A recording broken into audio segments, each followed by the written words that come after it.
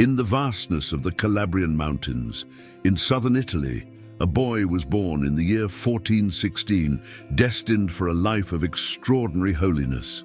His name was Francis, given in honor of St. Francis of Assisi, out of devotion from his parents. Michel and Vienna, pious peasants, saw in the birth of their son a divine gift. His arrival was preceded by fervent prayers after years of the couple's sterility. Right from the earliest years, unusual signs surrounded the boy.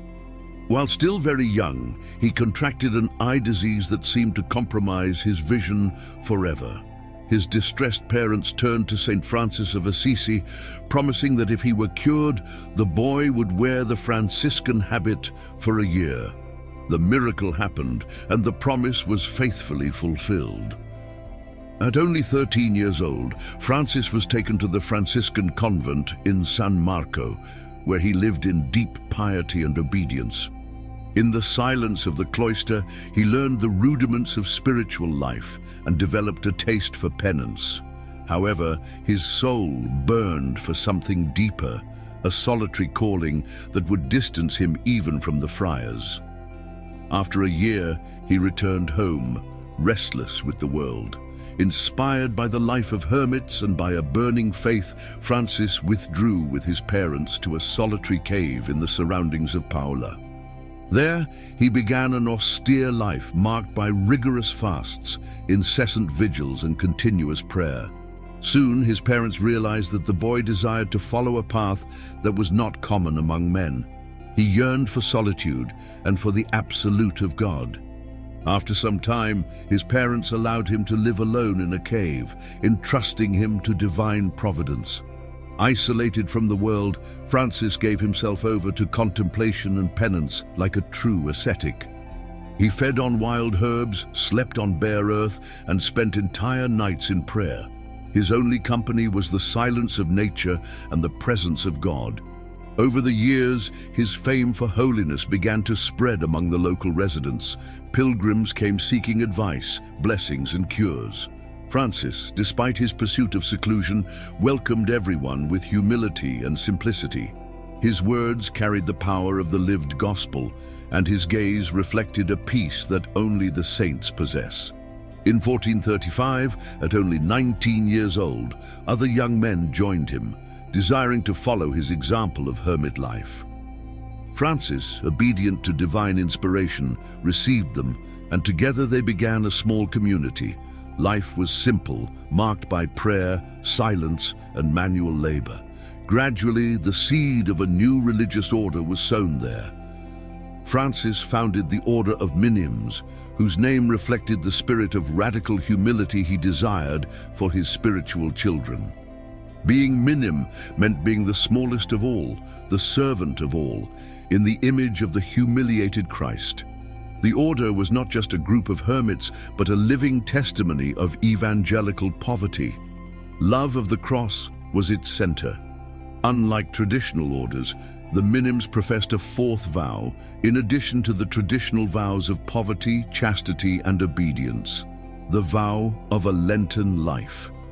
This meant living as if in Lent throughout the entire year, abstaining from meat, eggs, dairy, and all kinds of luxury. Francis wanted his brothers to be living signs of penance in the world. The austere life of the community soon attracted the attention of the local bishop, who, after investigation, was edified by the holiness of Francis and his companions. He granted them approval and encouraged the construction of a convent. In 1452, the first monastery of the Order of Minims was erected in Paola, officially marking the beginning of God's work through Francis.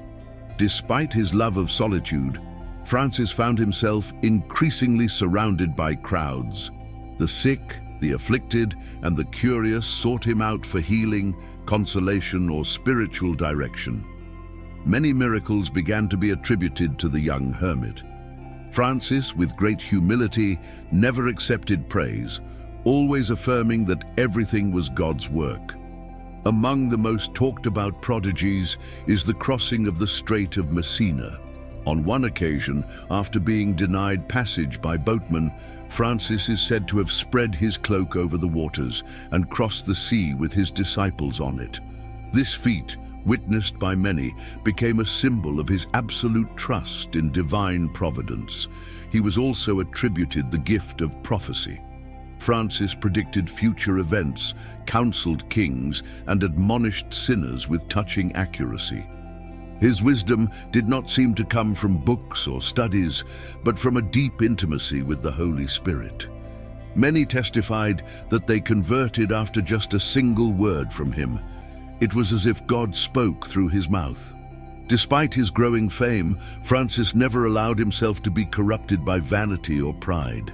He continued to live in extreme poverty, refusing donations that exceeded what was necessary. He encouraged his brothers to do the same, always reminding them that humility was the foundation of the order. "We are the last because Christ was the last," he would say. Over time, new monasteries began appearing in Italy. Francis, albeit reluctantly, started traveling to establish houses and guide the communities. Even during his travels, he maintained the spirit of prayer, fasting, and silence. He preferred to sleep on the floor, avoided eating at banquets, and refused honors. His life was a constant testimony to the poor and crucified Christ. Gradually, people began calling him Il Santo, even while he was alive. Children followed him in the streets, the sick touched his garments seeking healing, and nobles knelt before him asking for advice. Francis, without ever losing his simplicity, welcomed everyone with a serene smile and a compassionate gaze. His holiness was undeniable, even to skeptics. News of him reached even the court of the King of Naples, where he was invited to appear. Francis, reluctant, went to the palace but refused all gifts and titles offered. Confronting the royal opulence, he said to the king, "One day all this will pass, but the soul, if it is not humble, will be lost." His words impressed the monarch, who came to support him discreetly. In spite of it all, Francis only wished to serve God in silence. His heart yearned for the cave of Paola, for the singing of birds, for the morning breeze that accompanied his prayers. But he knew that his mission required sacrifice. Obediently, he accepted the requests of the church and his brothers, always placing the divine will above his own. His influence grew not only in Italy, but also in other regions of Europe. Many letters were sent requesting his presence or his advice, but Francis replied only to those he discerned as God's will. He was a master of spiritual discernment and was not moved by human vanities. His only desire was to do the will of the Most High. Among his most repeated spiritual counsels was the necessity of humility and penance. Francis would say, "Whoever does not become small will not enter the kingdom." His sermons were simple yet touched the soul. He spoke of hell with fear, of heaven with longing, and of the cross with burning love. He was a true preacher of the evangelical spirit. Even those who opposed his presence often ended up converted. His patience in the face of criticism, his meekness before slander, and his joy in the face of privations were irresistible. Hardened hearts found in him a reflection of the meek and humble Christ. Many priests, religious, and even bishops sought his guidance in secret. Francis also had a deep devotion to the Most Holy Virgin. He prayed the Rosary daily and recommended that everyone recite it. He said that Mary was the stairway by which sinners could reach Christ. On many occasions, he witnessed special graces granted by her intercession. He was a faithful son of the Mother of God. The brothers of his order loved him with reverence and tenderness. They called him Holy Father and saw in him a true father. He treated them with firmness and affection, always demanding holiness, but never without charity. He corrected with gentleness, encouraged with words of hope, and taught more by example than by speeches. Even in the face of illnesses and physical sufferings, Francis never complained. He faced pain with a smile on his lips, saying, "It is better to suffer with Christ than to reign without him." He saw suffering as a way to unite with God. For him, every pain was a share in the mystery of the redeeming cross. This inspired his disciples not to fear sacrifice. By the end of this first part of his life, Francis of Paola was already recognized as a beacon of holiness in Europe. His humility, his miracles, and his austere life inspired everyone around him. But his mission was still far from over. God would call him to cross not just geographical borders, but spiritual ones, to touch even the hearts of kings. In 1482, an unexpected summons reached Francis.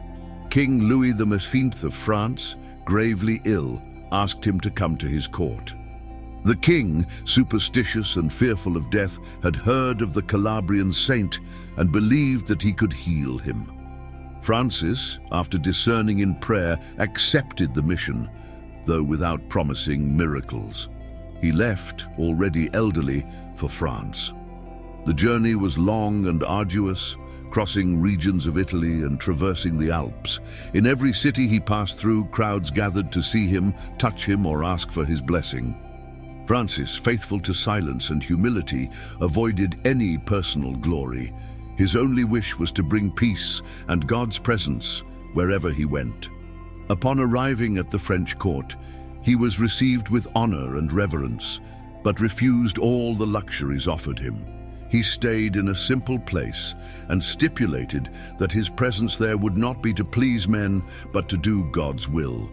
King Louis XV, already weakened by illness, was moved upon seeing him. He felt he was in the presence of a man from another world. For weeks, Francis visited the king, talking with him about eternity, the need for conversion, and Christian humility. He did not perform visible miracles, but profoundly transformed the monarch's heart. The king, once feared for his cruelty, became meeker, gave alms, and sought to make amends for injustices. He died reconciled with God, under Francis's spiritual guidance. After the king's death, Francis was invited to remain in France, where he founded several monasteries of the Order of Minims.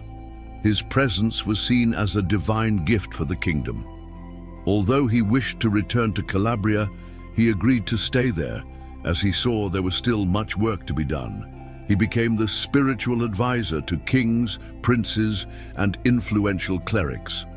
Even though he was in one of the wealthiest courts in Europe, he continued to live with extreme simplicity. He ate little, slept on the floor, and spent long hours in prayer. Many wondered how someone so austere could live with such peace.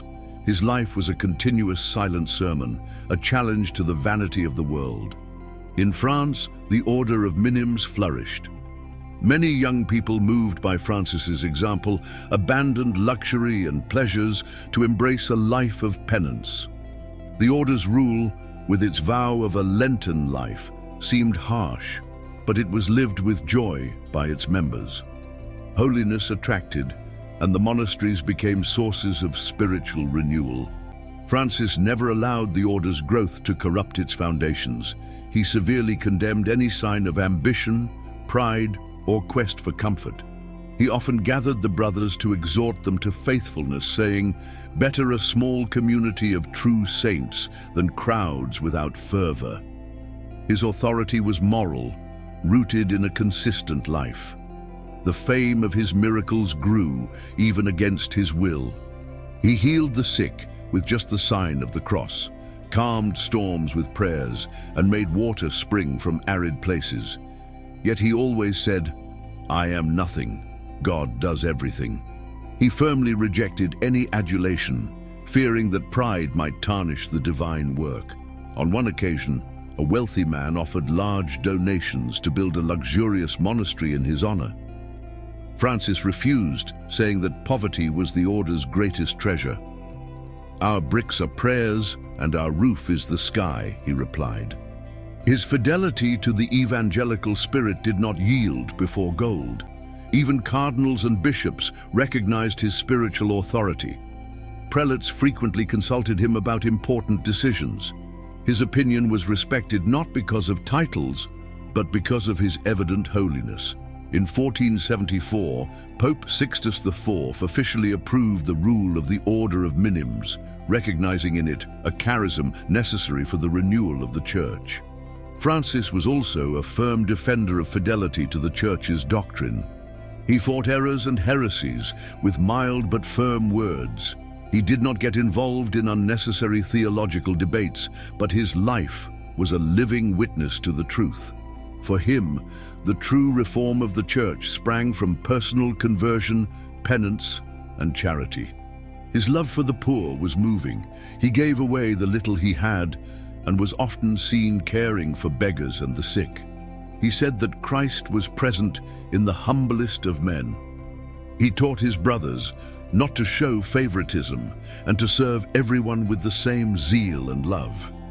Each passing year, his health weakened. Already elderly, he continued to observe rigorous fasting and penances. He suffered constant pain, but never let it show. When asked about his suffering, he answered with a smile, "All for the love of Jesus, who suffered so much for us." Many religious considered him a new prophet. His penetrating gaze seemed to read hearts. He foretold the fall of cities, the conversion of sinners, and even future events in the Church. He never used these gifts for personal benefit, but to guide souls on the path of truth. His wisdom came from prayer and intimacy with God. Despite his prestige, he never accepted ordination as a priest. He saw himself as unworthy and said it was enough to be the least of all. This caused admiration and surprise, for even without the priesthood, he was sought out as a true spiritual master. His humility was the throne on which God manifested his glory. During Lent, his penance intensified even more. He practiced long fasts, slept less, and increased his prayers. He often wept while meditating on the Passion of Christ. He said that the cross was the highest school of wisdom. His brothers saw him as another Christ, crucified in heart.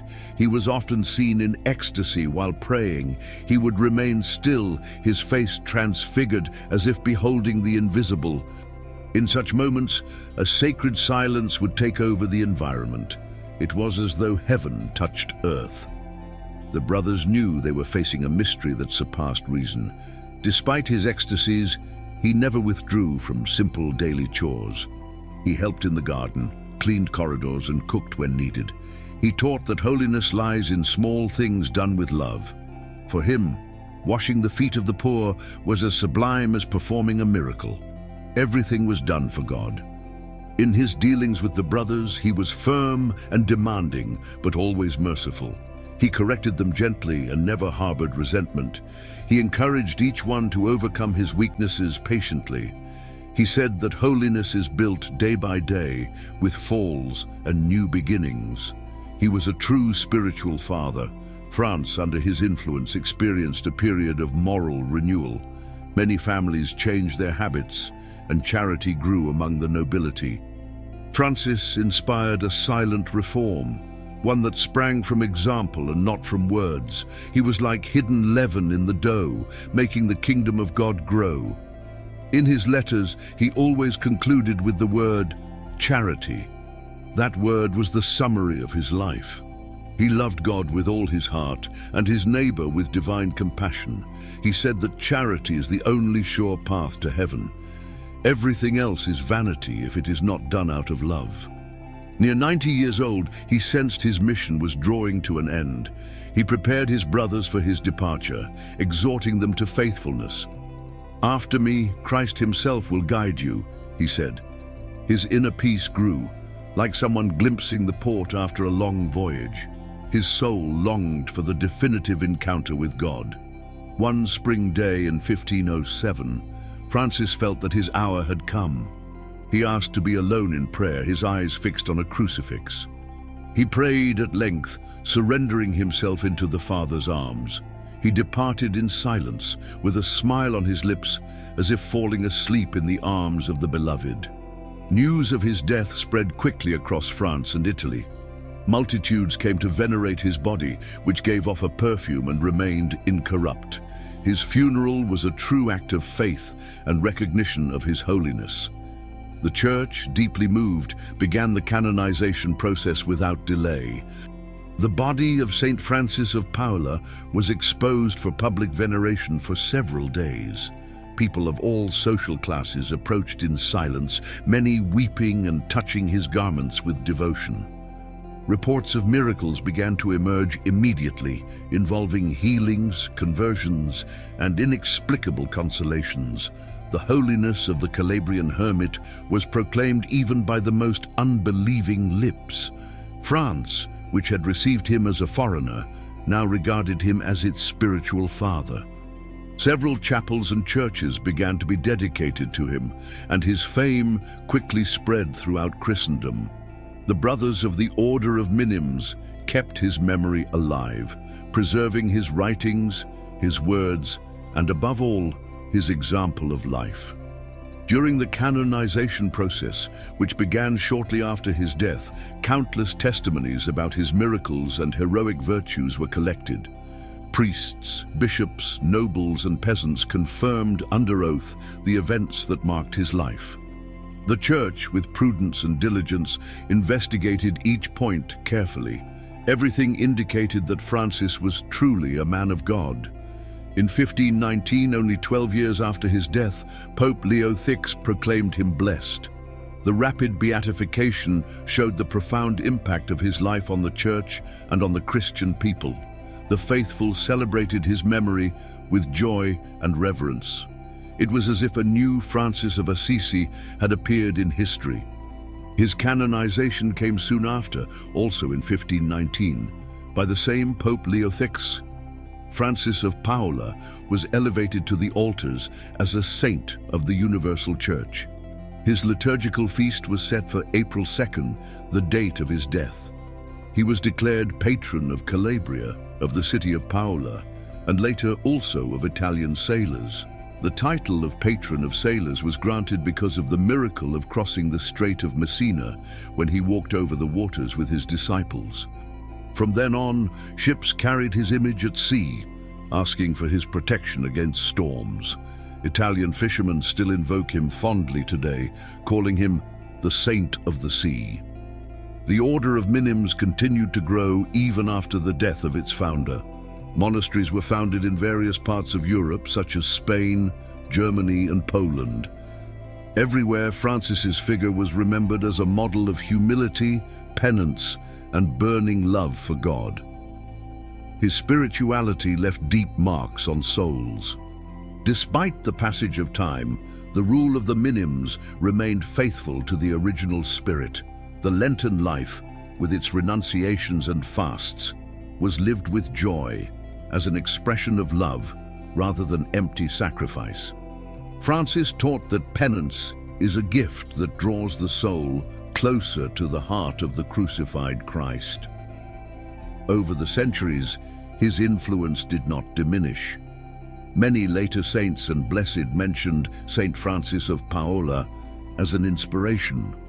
His hermit and penitent way of life was taken up again by new generations seeking the purity of the gospel.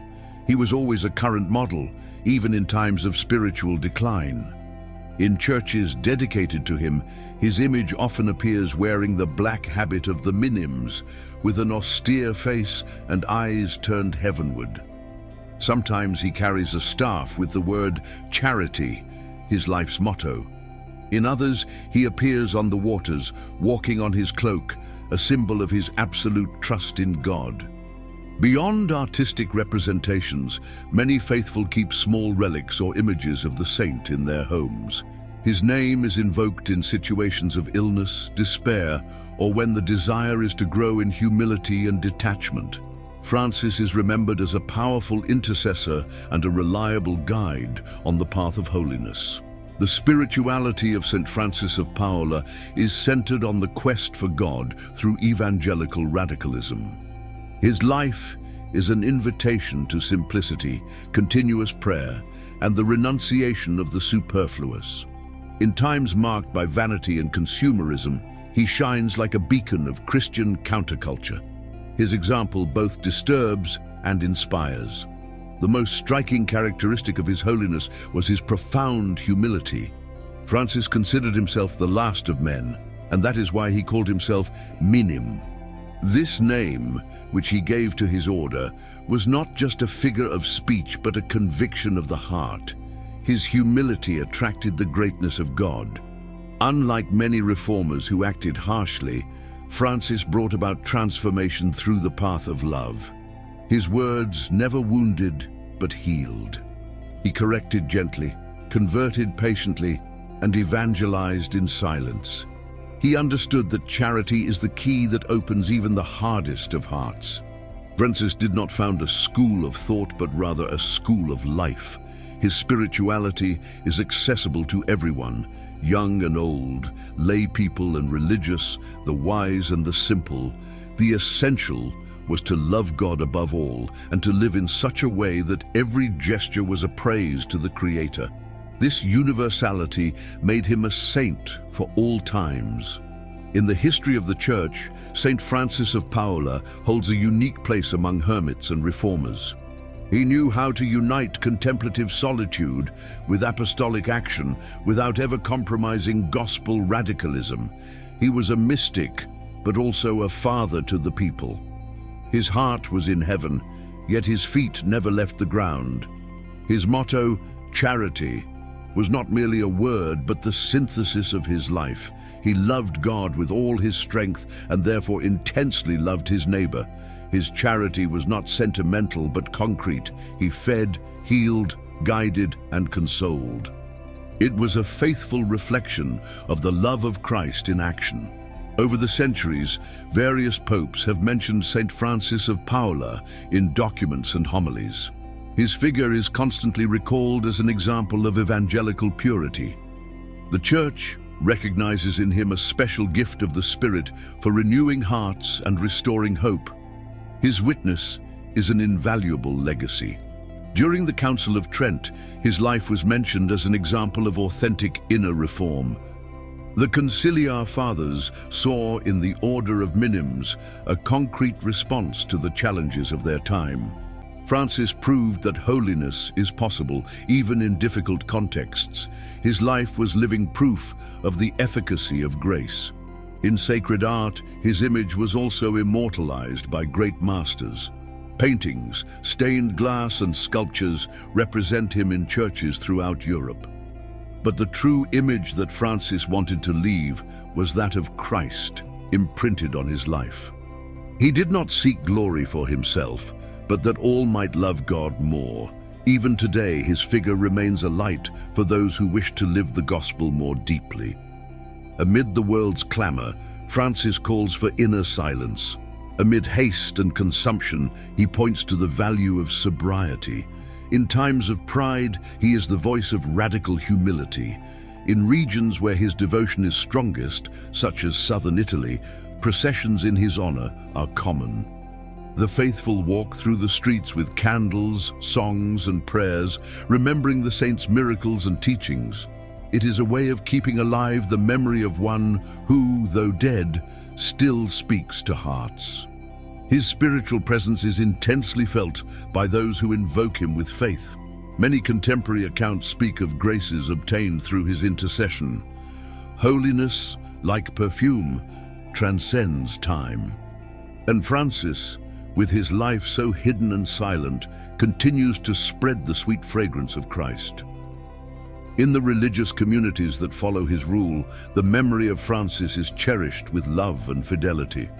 His writings are read, his words meditated upon, and his spirit kept alive. Each minim is called to be a reflection of its founder, poor, humble, penitent, and full of charity. Saint Francis of Paola's spiritual testament is, above all, an appeal to evangelical coherence. He shows us that it is possible to live the gospel in its entirety without compromise. His example calls for a poorer, more prayerful church, more in love with God. He invites us to begin again, always. Saint Francis of Paola not only founded a religious order, but left behind a way of living profoundly in accord with the gospel. His influence continues to inspire movements of spiritual renewal within and beyond monastery walls. He proved that the true reform of the Church begins with the reform of the heart. His legacy is not one of structure, but of holiness. In modern times, when the spirit of penance is often forgotten, Francis reappears as a master of conversion.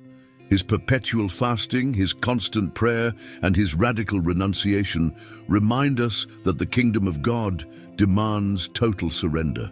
For him, there was no middle ground. Either one is entirely God's or one is not. Many of the faithful find in him a model of spiritual courage. He faced bodily trials, worldly temptations, and the devil's snares with firmness. His strength came from prayer and humility. He said, "A strong man is not the one who dominates others, but the one who dominates himself." In his letters and advice, Francis always exhorted perseverance. He knew that Christian life is made of daily struggles, but also of silent victories. He taught that God never abandons those who trust in him, even in moments of darkness. His faith was unshakable because it was anchored in the cross of Christ. Silence was for him a sacred language. He often preferred to be silent rather than speak uselessly. He listened more than he spoke, discerned before acting. He taught his brothers that silence is the soil where God speaks to the heart. His life was a continuous liturgy, even in the simplest gestures. The charity he lived was not only material but spiritual. He knew how to console the sorrowful, enlighten the confused, and lift up the fallen. His gaze went beyond appearances, recognizing in each person the image of God. He loved everyone, even those who persecuted him, and prayed fervently for his enemies. One of his disciples reported that once, Francis spent the entire night in prayer for a man who had slandered him. When questioned, he replied, "He is the one who needs God the most. How can I leave him without intercession?" This attitude revealed the depth of his compassion, which was born of Christ's heart. In the monasteries that follow his rule, the spirit of penance is still cultivated with zeal. Simple living, frugal meals, manual work, and prayer mark the daily routine of the minims. Although small in number, they are great in fidelity. Francis's spiritual heritage remains alive in them. The example of St. Francis of Paola also influenced lay people who sought greater union with God. Many lay spirituality movements drew inspiration from his life. Entire families adopted practices of fasting, prayer, and service to the poor, inspired by his radicalism. He was a saint for the people, not just for the cloister. Devotion to the saint is especially strong in southern Italy, where he was born and began his work. The city of Paola keeps alive the memory of its most illustrious son. Every year, thousands of pilgrims visit the sanctuary built in his honor, where his relics are kept. It is a place of peace, silence, and profound prayer. The sanctuary of St. Francis of Paola, in his hometown, is one of the most visited centers of spirituality in Calabria. Surrounded by nature, it recalls the hermit spirit that marked his life. There, the faithful seek to renew their faith, ask for graces, and give thanks for miracles received. The saint continues to welcome, even from heaven. Among the titles attributed to him over the centuries, one of the most beautiful is Prophet of Charity. His entire life was a reflection of God's love for the world. He was like a living flame that illuminated without consuming, that warmed without being extinguished. Charity was his mission and his glory. St. Francis is also a model of obedience. Even when called to court, even when he desired only solitude, he submitted to God's will. He never sought his own will, but the Almighty's. This obedience made him free from the world, from sin, and even from himself. In his old age, even weakened, he continued to visit his brothers, comfort the sick, and advise the afflicted. He never retired from charity. His staff was more than physical support. It was a symbol of his tireless pastoral care. Until his last breath, he was the servant of everyone, as Christ had been. The death of Saint Francis of Paola was not an end, but the crowning of a life consumed by God. He died on April 2nd, 1507, on a Good Friday, as if sealing his union with the Lord's Passion. He passed away in peace, leaving behind a light that would never be extinguished. His disciples faithfully preserved his last words and actions. Among them stood out a simple phrase, "Persevere in charity, and God will be all in you." This testament sums up his spirituality and his teaching. For him, charity was the shortest and surest path to God. The church enrolled him among the saints, but the people had considered him a saint long before that. His tomb became a place of graces, and his life was passed down from generation to generation. No one needed convincing of his sanctity. It shone like the midday sun. Even today, in times of spiritual crisis, the figure of St. Francis of Paola re-emerges as an invitation to authenticity. He did not found a revolution, but a renewal. His revolution was hidden love, humble service, fruitful silence. He teaches us that the essential is invisible to the eyes. In seminaries and novitiates, his life is proposed as a model of radical vocation. Many young people find in him the courage to say yes to God with generosity. His faithfulness to the end encourages perseverance in trials. He is a beacon for those who wish to follow Christ without reserve. The Order of Minims, though small in number today, remains steadfast in its founder's mission. The religious continue to proclaim charity as the essence of Christian life. The rule of a Lenten life is lived as a gift, not a burden. Each brother is called to be a sign of Francis in the world. Lay people consecrated in groups of spirituality also draw inspiration from his rule. They adopt fasts, moments of silence, and works of charity in their daily lives. Although Francis lived in the 15th century, he continues to form disciples in the 21st. His school of holiness has not lost its relevance. It has gained new vigor. St. Francis of Paola's message is simple yet profound: humility, penance, and charity. He reminds us that great human status is not needed to please God, but rather a pure and willing heart, that one can be holy even while being the least, that the cross is not a burden but a path. His life is a call to the Church never to lose its identity of poverty and service. In times of ostentation and relativism, Francis silently cries out, "Return to the gospel." He did not accuse the world, but evangelized it with his own existence. He was the gospel incarnate, the gospel lived. At the end of this journey through his life, what remains is the certainty that holiness is possible. Francis had no possessions, sought no fame, wrote no treatises, but he loved. And this love transformed everything. He teaches us that the least can be the greatest in the kingdom of heaven. Saint Francis of Paola, servant of the poor, hermit of charity, intercessor of sea and land, remains one of the Church's purest lights. May his example continue to illuminate the paths of those who seek God. May his intercession help us to live with more love. And may his life inspire us to be, like him, totally Christ's.